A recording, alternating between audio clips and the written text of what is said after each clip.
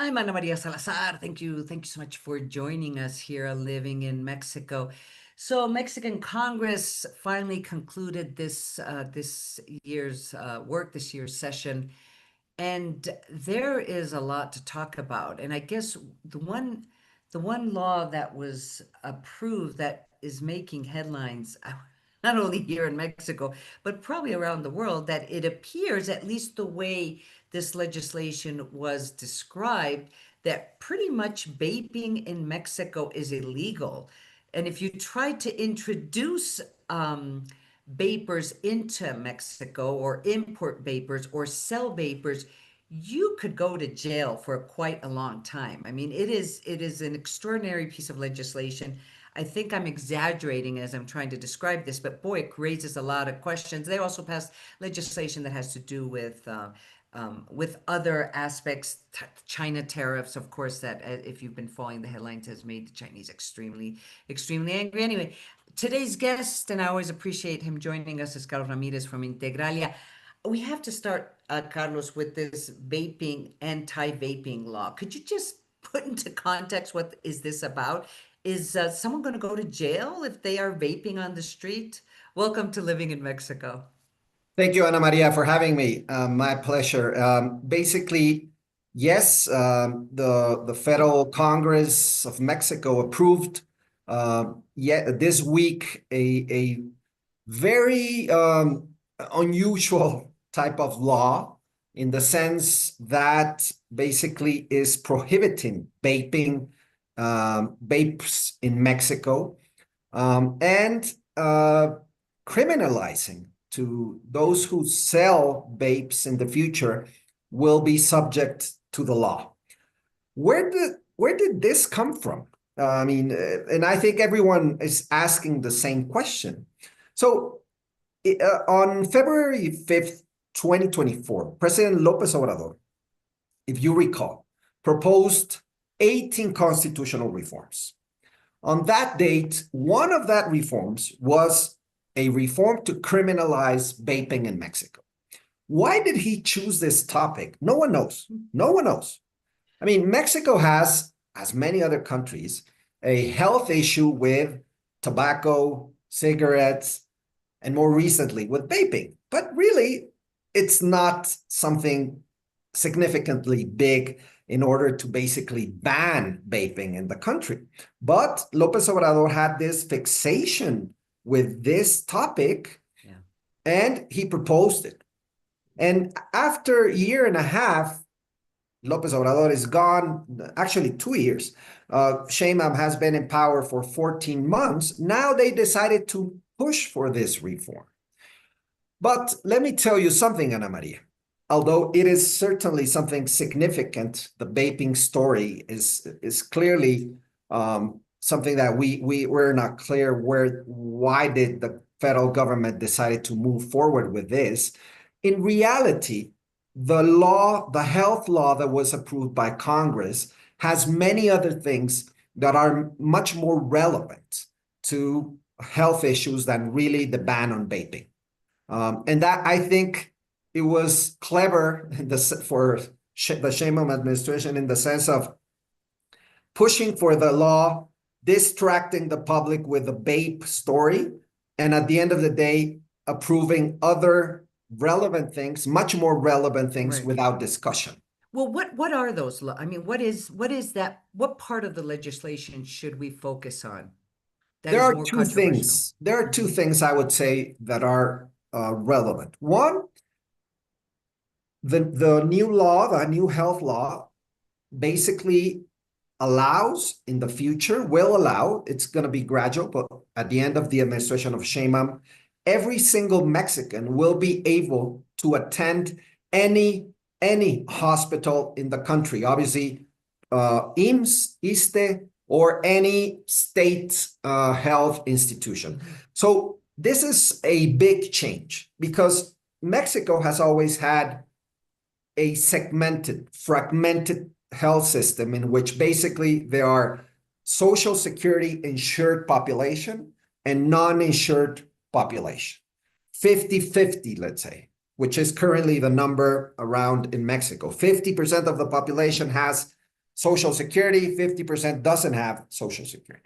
But now what the Sheinbaum administration wants to do is basically the 50% non-insured will be able to move to the hospitals of the 50% that are insured. This is a big thing. But the most relevant thing is that this thing was approved without more money.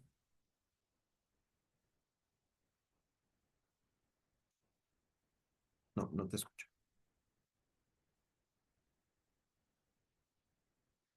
Basically, we're moving to universal health care. Everybody has access to health care in Mexico, except this law does not provide for more resources for a health system that has collapsed. Is that kind of the confusion? That is the problem. So, I mean, universalizing the system it will make sense if you would increase the level of resources, because right now, those that have Social Security have a very different healthcare system, because basically it is being paid by the private, by its private company. Not the by the company. It's being basically paid by the employers. By the employers, exactly. Okay. In the case of the non-insured, they don't have that. And that is why they have a very different healthcare system. What the administration wants to do is, okay, you will be able to go to any institution. The problem is that those that are insured, I'm sure will not be very happy, right? And employers will not be very happy because their taxes that are allegedly being used to provide health to their workers will now also be used to provide health to those that are not insured. So, I mean, the administration basically said, we are going to move forward with this. Doesn't matter, there's no more money. We will handle it in the next coming years. That is a big thing. And the second thing that is also included in the law is that the Sheinbaum administration wants multinational companies, pharma companies, to put a production plant in Mexico. Because historically, many multinationals, not all of them, but many multinationals do not have a production plant in Mexico. Now, the administration with a Plan Mexico, they are saying, we want them to put a plant. So they are in the law, basically creating an article in which it allows the administration to push forward with several incentives to make this possible. Those incentives are not necessarily very, I would say they are strong incentives to make companies invest in Mexico and put their production plants in the country. It is a big thing. A big thing. That sounds like it could be a good thing. I mean, because It is. basically you would create employment, and you could eventually be, I don't know what the new USMCA renegotiation articles are going to say about this, but you could create this could be a way for even the United States to have access to more secure Yeah. access to medicine, and perhaps bring down the prices of medicine in the United States. You are Maybe. right. And actually, what Mexico is doing is exactly what Trump wants to do in the US. We are following the script. The problem with this theme, Ana Maria, is that it is in many ways being done by force. So companies, when they decide to build a production plant, they have to take into account many things. And they decide to put a plan, not because the government forces them. They decide to put a plan because that's what profitability makes sense, since from a profitability perspective. So if the government wants to push multinational pharma companies to build a plant here in Mexico, but it's done by force, this is not going to work. So that's the issue. That's a problem. it's being tried to be done in many ways by force, and that is not necessarily something good. Now, there was other, and we'll come back to the vaping, vaping problem or the vaping threat. But there was other legislation that was approved. There was one of them, which is also making headlines around the world, is of course this tariffs against those countries that are not part of the USMCA or any commercial agreement. And of course, this legislation, even though the president said that it wasn't country specific, but it's clearly is against China, correct? Absolutely. There is no question. Although the Mexican government is trying to cover up who the main destinary of this law is, there is no question. The main destinary is China. China. And why is it China being targeted? Mexico imports from China 130 billion US dollars in products, okay? And for years now, the US has been raising their concern that some of those products that come into Mexico end up at the end of the day being exported to the US. So Mexico, let's say, is being used as a platform to export China products to the US.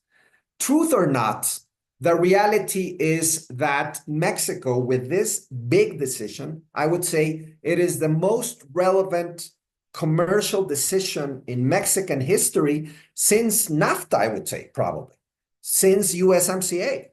It is a huge thing because basically you are imposing tariffs to all the Asian products coming to Mexico. And obviously you are following the path that the US has done in this year, which is basically protecting their industry through tariffs.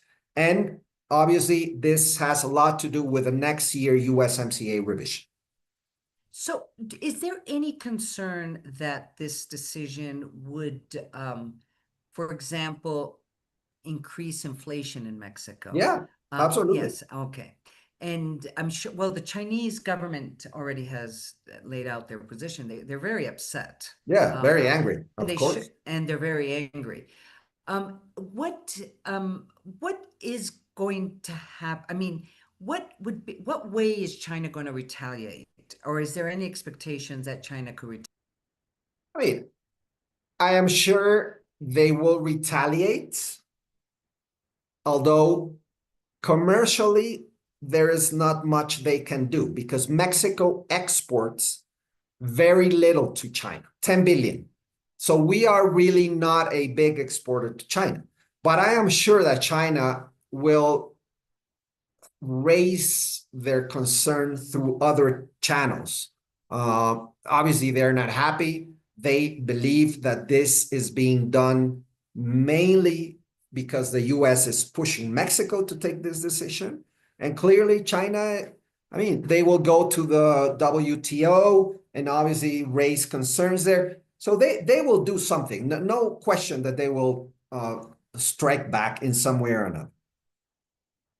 It does show, this decision does show that Mexico is completely aligned with the United States. Absolutely. In their anti-China strategy. And they're using tariffs as a way of controlling not only the imports of China in Mexico, but also it's a way of having access to resources. I mean, is this? I mean, this was one of the arguments I heard from Secretary Marcelo Ebrard, Secretary of Commerce. I mean, how much is tariffs a way of gaining or resources for the Mexican Treasury? Yes, because there are 1,461 tariff fractions that are being penalized with a new tax, which is actually what a tariff is, a tax. So the new taxes that are expected are going to be very important for the Mexican government, 70 billion in a year in which basically the administration needs money. So this is going to help a lot, definitely. It's a very different world than what was happening years ago, where we were, all these countries were trying to belong to the Trans-Pacific Agreement. Remember TPA, where all these countries, these Asian countries, would be members and would facilitate commerce in among countries. There was other legislation that was passed trying to combat extortion, the creation of a new operational police unit for the Secretary of Public Security. And of course, we'll probably have the opportunity to analyze that legislation later on. But I'm worried because I don't see any money backing up all these new laws. What happened during this Congress session, which began in September and ended up a couple days ago, was many laws approved, Ana Maria. Some of them with, let's say, good intentions. The extortion law, the one that you are talking about, sounds great in paper. The health universalization sounds good in paper. The problem is that all these laws, they don't have one single peso more attached to it.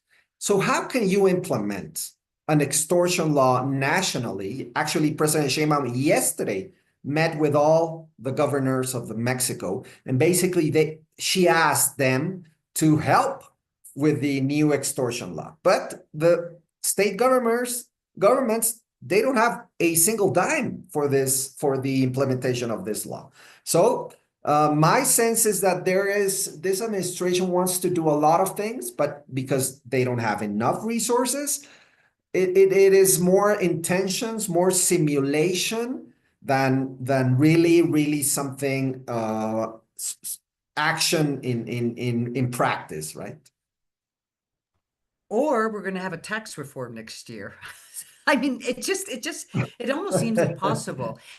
Yes, That there's yeah. I mean, that's kind of, I think this is, I mean, I just can't imagine how they're going to finance all these new programs, all these new laws. One last question, again, going back to the vaping law, anti-vaping law. What does this mean, literally, for people who use vapes, people who travel to Mexico and they bring in vapes? Just can you give us a sense how is this dangerous or not? I mean, how serious is the Mexican government? Now, I have to say, I don't vape, I don't smoke, but boy, to send some kid to jail for years because they're vaping in school or because you find someone on the street selling vapes, they're not even selling pot. They're not even selling drugs. It's more dangerous if you start selling vapes on the street. I mean, what does this mean? At the end of the day, in the last minutes in the new law, it was taken out from the law the possibility of criminalizing individuals, right? Consumption. Yeah. So if you have a vape and you are using your vape in the street, they cannot take you to jail, okay? Because in the original proposal, they could, which was Wow. ridiculous, ridiculous. But at the end of the day, that was taken out. But if you sell vapes, definitely you are subject to the law. And how many Which and it, how many yeah, years? We're talking about years in jail, right? I mean, not sure exactly how many years you would go to jail, but definitely this is not. I mean, the punishment is significant, right? Mm-hmm. Uh, what is going to happen? We can suspect what is going to happen. There's going to be a black market of vapes. Yeah. I mean, ridiculous. Who can imagine what happens if you put too much taxes to cigarettes? Let's say Black market of cigarettes, yeah. well, when you put too much taxes to cigarettes, what's your gonna be the natural effect, the indirect effect? You're gonna create a black market. And This is organized even crime and worse. organized crime gets involved. Absolutely, that's a problem. That's a problem that this is being interpreted by some as a possibility of criminal organizations now, including vapes as one of its illegal markets. And that is simply doesn't make sense. I mean, this is nonsense. But at the end of the day, the administration decided to push forward with this. So, as a recommendation to all our listeners, you may want to consider not vaping in public. Definitely be careful if you're going to be purchasing vapes, and if you're selling vapes or thinking of giving vapes as a Christmas present, you probably should not do that. It's not a good idea. And for those who are traveling to Mexico, I mean, you should think it twice before you bring your vapes with you in your suitcase, because I have no idea what's going to happen at customs if they find that you're bringing in vapes into Mexico. Any last suggestion, Carlos, Yeah, I would say that if for you are smoking vapes, I mean, no one is gonna take you to jail. But you are right. The fact that there are so much inconsistencies with this law and so much doubts, confusion? Yeah, questions, right. it's gonna allow to people to extort Right. tourists and telling them that they cannot vape, although in fact I mean, it is clearly not criminalized. Who knows? It's going to be something crazy. I'm sure there's going to be a lot of stories coming out of this in the future. Carlos, it's always great to have you on the show. Carlos Ramirez from Integralia. Thank you so much for joining us on Living in Mexico. Thank you very much, Ana Maria. Thank you. We're going to go to break. I'm Ana Maria Salazar, and you're listening and watching Living in Mexico. Don't go away. I'll be right back.